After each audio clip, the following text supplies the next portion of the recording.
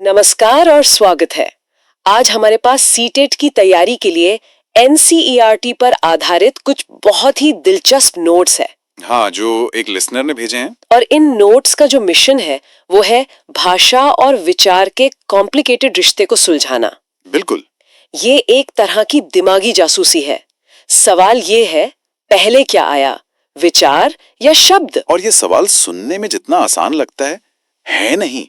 इसका सीधा असर इस बात पर पड़ता है कि हम बच्चों को सिखाते कैसे हैं। हम सब दिन भर सोचते हैं और दिन भर बोलते भी हैं, लेकिन क्या हमारी भाषा सिर्फ हमारे विचारों का एक लिबास है या फिर वो हमारे सोचने के तरीके को ही बदल देती है? यही गुत्थी है।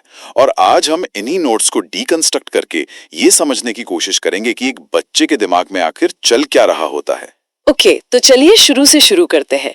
इससे पहले कि हम बड़े बड़े सिद्धांतों में जाएं, एक बेसिक बात साफ कर लेते हैं। जब हम विचार और भाषा कहते हैं तो हमारा मतलब क्या है? आसान शब्दों में विचार हमारे दिमाग के अंदर चलने वाली एक साइलेंट मूवी है। Silent movie? हाँ, जिसमें तस्वीरें हैं, एहसास हैं, तर्क हैं, और भाषा उस मूवी को सबटाइटल्स देने जैसा है ताकि हम उसे दूसरों को दिखा सकें। मतलब भाषा सिर्फ ट्रांसलेटर नहीं है, वो डायरेक्टर भी बन सकती है। एग्जैक्टली। एनसीईआरटी के नोट्स इसी बात पर जोर देते हैं। भाषा सिर्फ हमारे अंदर चल रहे विचारों को बाहर नहीं निकालती, बल्कि वो उन्हें बनाती है, उन्हें आकार देती है। तो ये सिर्फ एक टूल नहीं है, ये एक फैक्ट्री है। बिल्कुल, एक फैक्ट्री जो विचारों को प्रोड्यूस करती है, उन्हें एक स्ट्रक्चर देती है। अच्छा, तो ये फैक्ट्री काम कैसे करती है? कोई उदाहरण है कि भाषा कैसे सोच को बनाती है? बहुत अच्छा सवाल है। सोचिए उन छोटे छोटे शब्दों के बारे में, जैसे पहले और बाद में। एक छोटे बच्चे के लिए दुनिया बस एक लगातार बहती हुई नदी की तरह है।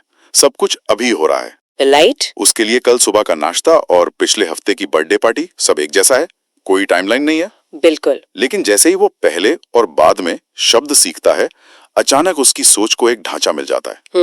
वो समय को ऑर्गेनाइज करना सीख जाता है। पहले हम पार्क जाएंगे, बाद में आइसक्रीम खाएंगे। ये सिंपल सा वाक्य उसके दिमाग में टाइम ट्रेवल को पॉसिबल बना देता है। तो ये शब्द सोच के लिए बिल्डिंग ब्लॉक्स की तरह है। हाँ। लेकिन यहाँ एक बड़ा सवाल खड़ा होता है, अगर भाषा इतनी जरूरी है तो क्या उसके बिना सोचा ही नहीं जा सकता? मतलब क्या एक बच्चा जो अभी बोलना नहीं सीखा वो सोच नहीं रहा होता? ये इस कहानी का सबसे दिलचस्प मोड़ है, और जवाब है हाँ, वो बिल्कुल सोच रहा होता है। अच्छा? हाँ, शुरुआती बचपन में भाषा से पहले सोच विकसित होती है। बच्चे शब्दों के बिना भी दुनिया को समझते हैं। उनकी सोच उस समय एक्शन और सेंसेस के जरिए काम करती है, देखकर, सुनकर, छूकर। ओके, ये सुनने में थोड़ा एब्स्ट्रैक्ट लगता है। असल जिंदगी में ये कैसा दिखता है? इसका सबसे क्लासिक उदाहरण है ऑब्जेक्ट परमानेंस। Object permanence? हाँ, या जिसे हम वस्तु स्थायित्व कहते हैं। ये बच्चों के लिए पीकेबू के पीछे का साइंस है। पीकेबू? उसमें क्या साइंस है? एक बहुत छोटे बच्चे के लिए आउट ऑफ साइट का मतलब लिटरली आउट ऑफ एग्जिस्टेंस होता है। मतलब अगर आपने चेहरा हाथों के पीछे छिपा लिया तो आप गायब हो गए। ओहो। लेकिन कुछ महीनों बाद बच्चे को ये समझ आ जाता है कि चेहरा अभी भी वही है, बस दिख नहीं रहा। ये ऑब्जेक्ट परमानेंस है। और वो ये तब भी समझ जाता है जब उसने चेहरा या हाथ शब्द बोलना भी नहीं सीखा होता। वाओ, तो ये शुद्ध विचार है जो भाषा पर निर्भर नहीं है। बिल्कुल, ये बच्चे के दिमाग का पहला मेजर मेंटल अपग्रेड है। तो शुरुआत में विचार भाषा से कुछ कदम आगे चल रहा होता है, लेकिन फिर कहानी बदल जाती है ना? हाँ, कहानी पूरी तरह पलट जाती है। जैसे जैसे बच्चे की वोकैबुलरी बढ़ती है, भाषा सिर्फ पीछे पीछे नहीं चलती, वो आगे आकर विचार का हाथ पकड़ लेती है और उसे दिशा दिखाने लगती है। और मैं अंदाजा लगा सकती हूँ कि ये एब्स्ट्रैक्ट आइडियाज के लिए तो और भी ज्यादा सच होगा। You got it. आप कुर्सी या पेड़ को बिना भाषा के भी सोच सकते हैं, क्योंकि आप उन्हें देख सकते हैं, छू सकते हैं। सही बात है। लेकिन आप न्याय, ईमानदारी या स्वतंत्रता के बारे में कैसे सोचेंगे? इन चीजों की कोई फिजिकल शेप तो है नहीं। सही कहा। मैं न्याय के बारे में बिना न्याय शब्द के कैसे सोच सकती हूँ? एग्जैक्टली। भाषा हमें इन बड़े और एब्स्ट्रैक्ट विचारों तक पहुंचने के लिए एक सीढ़ी देती है।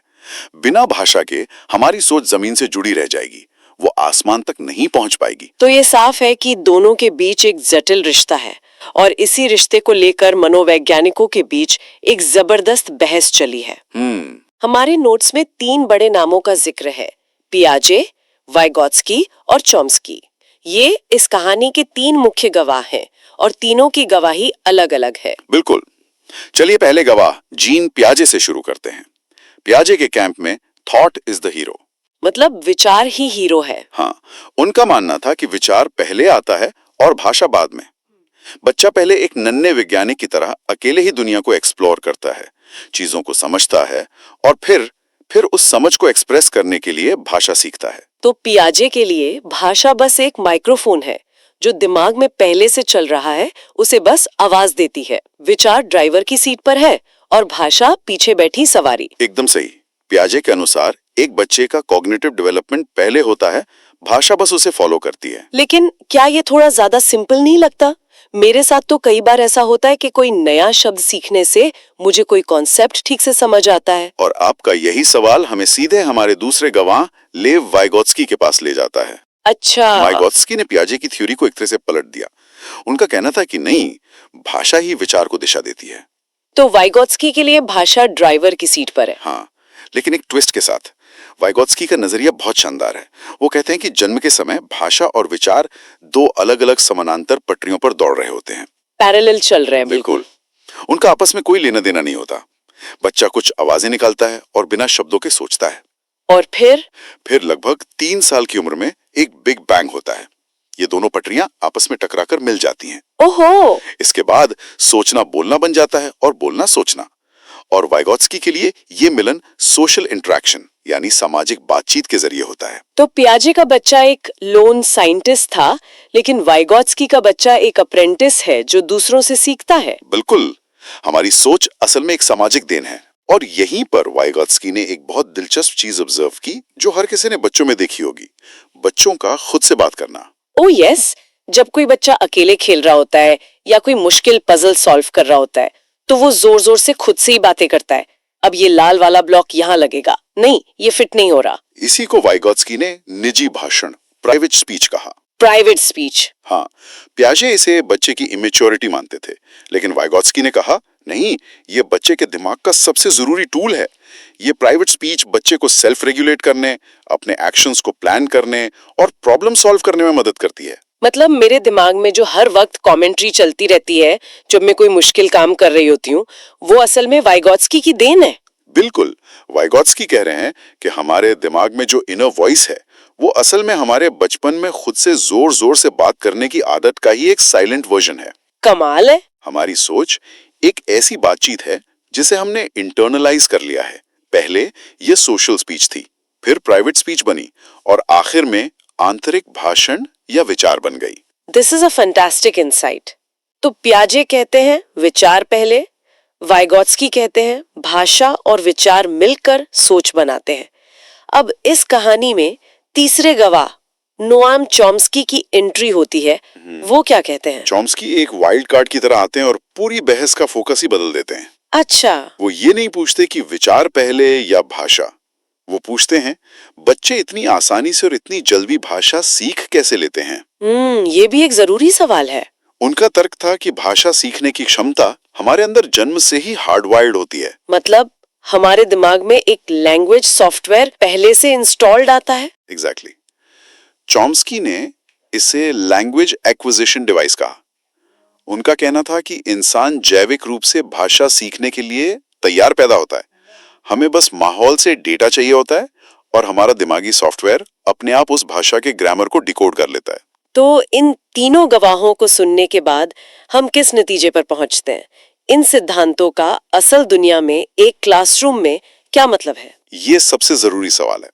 अगर हम इन सभी विचारों को मिलाएं, खासकर वाइगोत्स्की के, तो एक बात साफ हो जाती है, क्लासरूम एक शांत लाइब्रेरी नहीं बल्कि एक बजी मार्केट प्लेस ऑफ आइडियाज हो जहां आइडियाज का लेन देन हो रहा हो। हाँ। अगर बातचीत से ही सोच विकसित होती है तो हमें बच्चों को बात करने के ज्यादा से ज्यादा मौके देने होंगे। तो रट्टा मारकर चुपचाप बैठने वाला क्लासरूम मॉडल यहाँ काम नहीं करेगा। बिल्कुल नहीं। नोट्स कुछ बहुत ही प्रैक्टिकल इम्प्लीकेशंस बताते हैं। पहला, डिस्कशन और डिबेट को एनकरेज करना। बच्चों को सिर्फ सुनने वाला नहीं बल्कि बोलने वाला बनाना है। Okay, that makes sense. और दूसरा, बच्चे की मातृभाषा का सम्मान करना। कई बार स्कूलों में बच्चों को उनकी होम लैंग्वेज बोलने पर डांटा जाता है। ये गलत है। जब बच्चे अपनी भाषा में कंफर्टेबल होते हैं तो वो बेहतर सोचते हैं। ये बहुत जरूरी पॉइंट है, खासकर भारत जैसे मल्टीलिंगुअल देश में। और तीसरा, बच्चों को गलतफहमियां करने की आजादी देना। भाषा सीखते समय गलतियां होना नेचुरल है।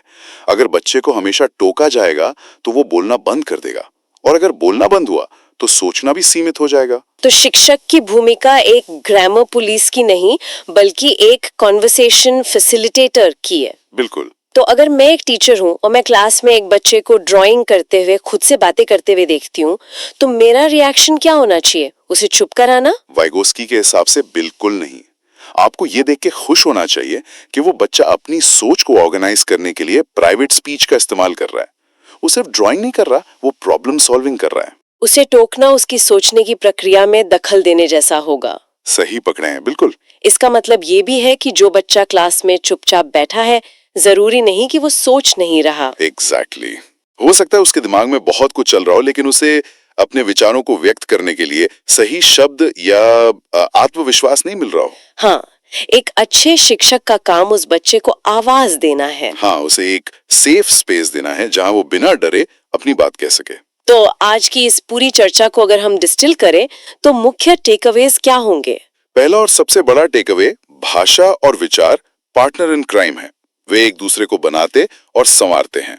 ठीक है। दूसरा, बच्चों का खुद से बात करना यानी प्राइवेट स्पीच उनके दिमागी विकास का एक हेल्दी और जरूरी हिस्सा है। उसे सेलिब्रेट करना चाहिए, रोकना नहीं। तीसरा, क्लासरूम को भाषा समृद्ध बनाना जरूरी है, मतलब ढेर सारी किताबें, बातचीत, कहानियां और सवाल जवाब। और चौथा, भाषा सिर्फ नकल करना या शब्द रटना नहीं है, ये एक क्रिएटिव प्रोसेस है। तो अंत में अगर हम एनसीईआरटी के दृष्टिकोण पर वापस जाएं, तो निष्कर्ष यही है कि भाषा और विचार एक दूसरे का समर्थन करते हुए साथ साथ विकसित होते हैं। हाँ, ये एक डायनामिक पार्टनरशिप है, एक ऐसा नृत्य है जिसमें कभी विचार आगे बढ़ता है तो कभी भाषा नेतृत्व करती है। ये सारी चर्चा बाल विकास पर केंद्रित थी, लेकिन जाते जाते एक सवाल मैं छोड़ना चाहती हूँ। वयस्कों में ये रिश्ता कैसे काम करता है? क्या एक नई भाषा सीखना, मान लीजिए आप 30 की उम्र में स्पेनिश सीखना शुरू करते हैं, सिर्फ आपको नए शब्द देता है, या ये सच में आपके सोचने के तरीके को भी बदल सकता है? सोचने लायक बात है। इस पर सोचिएगा जरूर।